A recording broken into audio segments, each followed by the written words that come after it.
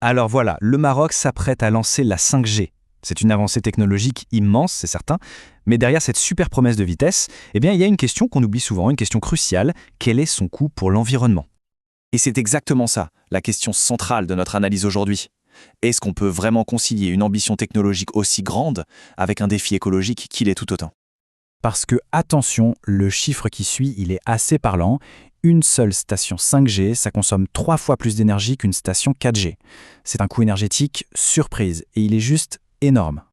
Bon, plongeons dans le vif du sujet. On va donc explorer ce double visage de la 5G.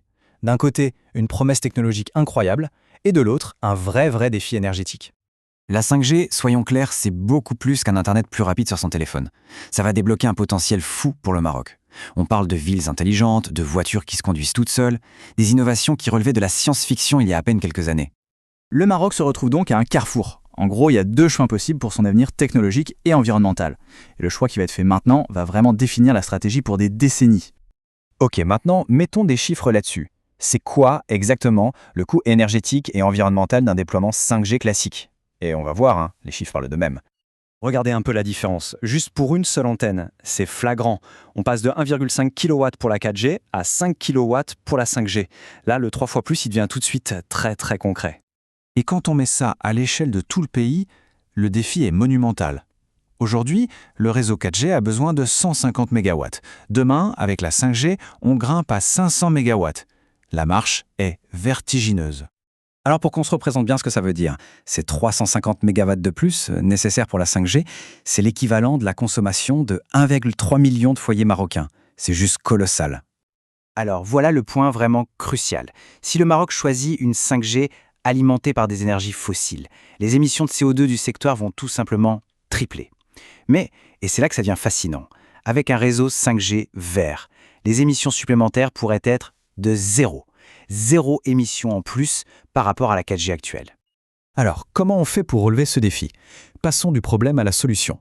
Parce que le Maroc a une carte maîtresse dans sa manche, un atout naturel qui pourrait absolument tout changer. Faut bien comprendre une chose.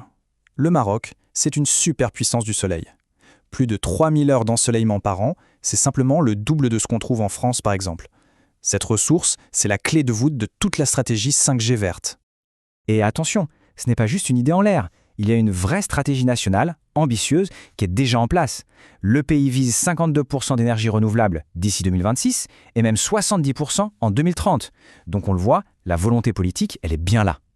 Bon d'accord, mais comment on fait concrètement?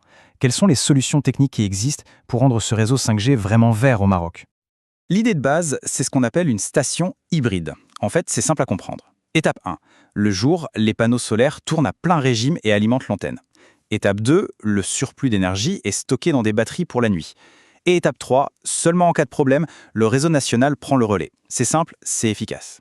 Et ça ne s'arrête pas là, hein. En plus des panneaux solaires, il y a tout un tas d'astuces technologiques pour être encore plus efficace.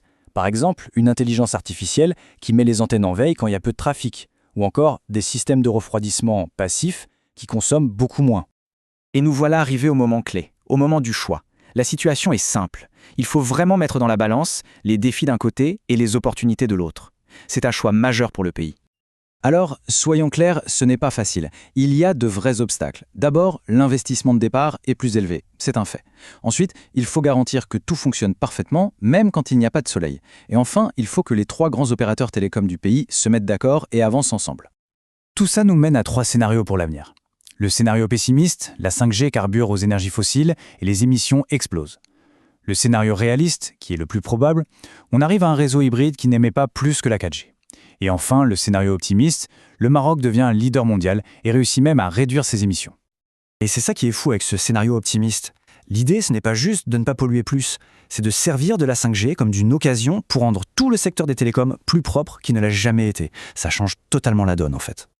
La question finale reste donc entière. Le Maroc a une chance unique, non seulement pour lui-même, mais aussi pour devenir un modèle, pour montrer la voie à tout un continent. La technologie est là, le soleil aussi. La décision est désormais éminemment stratégique.